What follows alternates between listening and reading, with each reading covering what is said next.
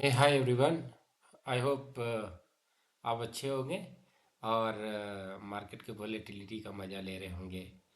और जैसा आप देख सकते हो कि आज निफ्टी में लगभग 218 पॉइंट्स की गिरावट हुई और बैंक निफ्टी में लगभग 983 पॉइंट की गिरावट हुई। तो अभी निफ्टी का जो क्लोजिंग पॉइंट है वो 24,795।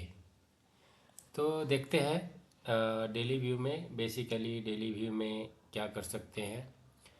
तो निफ्टी एक बहुत ही इम्पोर्टेंट लेवल के सपोर्ट पे है। तो एक्चुअली मार्केट आप देखोगे ओवरसोल्ड जोन में है, तो यहाँ से एक पुल बैक पॉसिबल है, बट वी नेवर नो क्या होगा। क्योंकि मैं इस चीज़ को आपके साथ अगर आप मंथली में देखोगे तो पिछली बार एक ने डोजी कैंडल बनाया था। तो ठीक है, तो देखो ये डोजी कैंडल है। तो आपको क्या लगता है, डोजी कैंडल का लास्ट ये है। तो अगर इसके नीचे कोई इसका कंफर्मेशन नहीं है कि इसका, अगर मंथली में देखो बहुत ही डेंजर जोन में है, ठीक है, ये तो पक्का है। तो अगर आप इसे डिलीट करते हैं तो इसी को वीकली में चले जाओगे तो ये एक इम्पॉर्टेंट सपोर्ट पे है। अगर डेली में चले जाओगे तो देखो कहाँ पे है। तो अक्सर मैं हमेशा बोला जाता हूँ कि निफ्टी जब भी 20 EMA से जाए उसे एक बार टच करने आता है। यहाँ पर भी आया, इधर भी आया। कल जैसा मैंने ये भी डिस्कस किया था, अगर 50 EMA पे सस्टेन करना होता तो इस टाइम में स्पेंड करता, जैसा इसने पहले भी किया था। जैसा इसने पहले भी किया था, लेकिन इस बार इसने बिल्कुल भी ऐसा कुछ भी नहीं किया और बहुत ही स्ट्रांगली इसने गिरा। तो आगे क्या कर सकते हो, तो आगे जो मैं आपके साथ लॉन्ग टर्म में एक टारगेट सेट करना चाहता हूँ। तो अब अगर आप देखोगे तो मेरा जो लॉन्ग टर्म व्यू है वो 24,000 का है। मतलब अगर थोड़ा बहुत ये जो लेवल होती है ना, ये देखो, ये यहाँ पे 24,300 एक सपोर्ट के तौर पे वर्क कर सकती है। लेकिन मैं इसको यहाँ तक देख पा रहा हूँ, क्योंकि अगर आप हार्मोनिक भी ड्रॉ करते हैं, अगर इसके लो से लेकर के हाई तक कनेक्ट करते हैं, तो जो मेरा हार्मोनिक का जो इम्पोर्टेंट रेशियो होता है 0.886, 0.886 देखो कहाँ पे है, ये यहाँ पे बन रहा है 24,165। तो लॉन्ग टर्म में यहाँ पे आने की बिल्कुल संभावना है। बट अगर यहाँ से थोड़ा सा पुल बैक जा सकता है, 50 EMA को एक बार रेजिस्टेंस लेगा, फिर ऐसे आने की पॉसिबिलिटी है। ठीक है, लेकिन अगर आप थोड़ी देर के लिए देखोगे तो ये भी एक बहुत बड़ा एक सपोर्ट की तरह से वर्क करेगा। तो देखते हैं कल इसमें पुल बैक पॉसिबल है या नहीं। अब देखो मार्केट 61.8 रेशियो पे भी है, ठीक है। तो 61 पॉइंट रेशियो, तो यहाँ से एक थोड़ा सा पुल बैक पॉसिबल है। अब देखते हैं। लेकिन आपको मैं हमेशा बोलता हूँ कि निफ्टी को ट्रेड करने का सबसे बेस्ट तरीका क्या होता है, पिवट। तो आप देख सकते हो जैसा पिवट मैं पहले भी शेयर करते आया हूँ आप लोगों के साथ, और आप देख सकते हो थोड़ी देर के लिए पिवट, अगर ये पिवट है, ठीक है, ये पिवट 1 2 3 है ना। तो मैं अक्सर आपसे बोलता हूँ कि अगर प्राइस देखो कितने बेहतरीन तरीके से सेल का सिग्नल दे रहा था, ये भी सेल का सिग्नल था, ये भी सेल का सिग्नल था। उससे भी ज़्यादा इम्पोर्टेंट था कि अगर देखो 30 मिनट में डाउन ट्रेंड, 1 आवर में डाउन ट्रेंड, 2 आवर में डाउन ट्रेंड, 3 आवर्स में डेली में डाउन ट्रेंड। तो आपको डाउन ट्रेंड के तरफ ही ट्रेड की संभावनाएं ढूंढनी चाहिए, और जब तक ये वी वैप के ऊपर नहीं है तो ठीक है। कल के डेट में अगर आप देखो बहुत ही अच्छा इसने एक यहाँ पे डब्ल्यू बनाया है। तो अगर कल यहाँ से पुल बैक अगर इस पे देता है तो एक पॉसिबिलिटी है एक थोड़ा सा पुल बैक, क्योंकि मार्केट ओवरसोल्ड जोन में है। बट मैं आपको फिर बोलता हूँ कि जब तक, मैं पहले भी बता चुका हूँ कि डेली में जब तक 50 EMA के ऊपर क्लोजिंग नहीं करेगा, मैं ऐसा कुछ भी बुलिश पोजीशन नहीं लेके जाऊंगा। अभी सेल ऑन राइज है जब तक कि 50 EMA के ऊपर क्लोज नहीं करता है। तो चले, इसके अलावा कुछ चार्ट के शेयर करता हूँ। अगर आप ऑप्शन चेन भी देखोगे, जनरली मैं ऑप्शन चेन का एनालिसिस शेयर नहीं करता हूँ, लेकिन आप देखोगे बहुत बड़ा सपोर्ट के तौर पे 24,800 है, राइट। अगर आप देखोगे 36,48,888, उसके बाद देखो 22,67,618। तो ये एक बहुत बड़ा सपोर्ट के तौर पे यहाँ वर्क कर रहा, बट ये जो वोटिलिटी है इसमें कोई सपोर्ट रेस्पेक्ट हो नहीं रहा। ठीक है, अगर तो आप इंट्राडे में ही प्लान कर सकते हो। अगर आप इस वॉलेटिलिटी को झेल नहीं सकते हो तो फिर आराम से शांति से बैठो, फिर थोड़ा सा डस्ट को सेटल होने दो, थोड़ा सा उस तरीके से देखते हैं थोड़ा डेली में मंथली में क्या हो रहा है।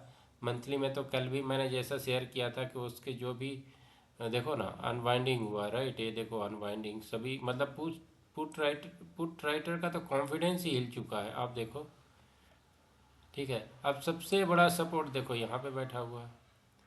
देखो ऐसा क्यों होता है, ये देखो वॉल्यूम, आपने कभी देखा होगा कि राइजिंग प्राइस राइजिंग वैल्यू, तो ये वॉल्यूम है ना, देखो वॉल्यूम यहाँ पे सबसे ज़्यादा है। ये रिसेंट में यहाँ पे कोई वॉल्यूम ही नहीं है, देख रहे हो, यहाँ पे कोई वॉल्यूम नहीं है। सबसे बड़ा ओ आई राइटिंग भी यहीं पे है, इस में कोई भी ओ आई राइटिंग नहीं है, राइट।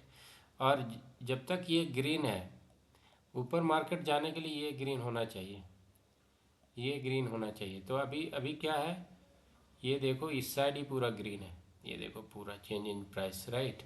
तो अभी डाउन साइड का ये तो डाउन साइड में अगर मेरा हार्मोनिक भी आप देखोगे तो वो भी वही चीज़ सजेस्ट कर रहा है। अगर आप देखोगे मैं ऑलरेडी बना के रखा हूँ, ये 24,000 जो यहाँ पे ये लेवल जो है ना, यहाँ पे एक पॉसिबिलिटी हम लोग ढूंढ सकते हैं। ठीक है, तो क्योंकि ये पर क्या होता है, जब तक इसके नीचे क्रॉस नहीं करेगा तब तक ये हार्मोनिक वैलिड नहीं होगा। ठीक है, जब तक ये गिर के कोई डब्लू पैटर्न बनाए तभी हम लोग जा सकते हैं। बट चलिए कुछ कुछ ट्रेड जो थोड़ा अच्छे लग रहे हैं उसके बारे में चर्चा करते हैं। तो जैसे आप देखोगे, जैसे गिरावट तो ज़ोरदार है। अगर आप देखो एच डी एफ सी जहाँ से चली थी वहीं पर बैक टू पवेलियन, तो मुझे याद है कि अच्छा हुआ था कि प्रॉफिट बुक कर लिया था और मेरे पोर्टफोलियो में बैंकिंग सेक्टर सारे हटा दिए थे, तो शायद मेरा उतना गिरावट नहीं दिख रहा। लेकिन एम एन एम अगर देखोगे, अगर 20 MA के पास अगर आप रिस्क टेकर हो तो कल के हाई पे इस पे लेते हो तो एक पॉसिबिलिटी है थोड़ा सा ऐसे लगा करके। और लेकिन आप आईटी सेक्टर का स्टॉक जो भी देखोगे बहुत ही स्ट्रांग है, देखो क्या ज़बरदस्त गिरावट हुई है अपने सप्लाई जोन से। कहने के लिए तो हम लोग हर चीज़ बोलते हैं, बट अगर देखो सप्लाई जोन से तो गिरी है ना।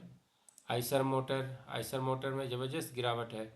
मारुति, इसमें भी गिरावट है, ये इसका डिमांड जोन है। सीमेंस 50 MA पे कल यहाँ से अगर पुल बैक पॉसिबल है तो आप थोड़ा सा रिस्क टेकर हो तो ले सकते हो। आस्ट्रल जो आपने बिल्कुल सपोर्ट पे है, देखते हैं एक दो दिन कैसा इस पे बिहेवियर करता है। ये बिल्कुल अपने सपोर्ट पे आ चुका है। बजाज फिनसर्व 20 MA के नीचे क्लोज दिया। बजाज फिनसर्व देखो 50 MA पे जो मेरा बुलिश ट्रेंड का सबसे बड़ा निशानी, अब देखते हैं ये कैसा बिहेव यहाँ पे करता है। इसके अलावा भी देखोगे बहुत सारे स्टॉक जो अभी भी पॉजिटिव हैं। ई क्लर्क सर्विसेज आप देखोगे पॉजिटिव है, देखो क्या ज़बरदस्त। बट इसमें अब मेरे को रिस्क रिवार्ड रेशो ज़्यादा अच्छा नहीं लग रहा है। इसके अलावा भी मैं कुछ स्टॉक बताता हूँ। और जेके पेपर कल मैंने डिस्कस किया था, गैप अप हुआ था इस वीक मार्केट में, फेयरफुल मार्केट में भी, बट सस्टेन नहीं कर पाया। बट जो क्लोजिंग है अभी भी लगता है कि इसमें एक स्ट्रेंथ है। आप आगे अगर कल के डेट में जाती है तो आप इसमें पॉसिबिलिटी ढूंढ सकते हो। तो चलिए देखते हैं थोड़ा सा कॉपी। ओके, सो अगर आप देखोगे तो कल मैंने एपेटूस के बारे में डिस्कस किया था, सीजी पावर के बारे में। सीजी पावर सेमीकंडक्टर थीम, जिसे वो कल भी डिस्कस किया था, आज भी ये बहुत ही स्ट्रांग है। इस गिरावट वाले माहौल में, फेयरफुल माहौल में भी ये धुआंधार चल रहा है। इसके अलावा ब्लू डार्ट, फेस्टिवल के सीज़न है और ब्लू डार्ट आप देख सकते हो कितने बेहतरीन तरीके से ये अपने लेवल को कभी भी गिरा नहीं है, पिछले आप देख सकते हो। इसके अलावा देखोगे आर आर काबेल,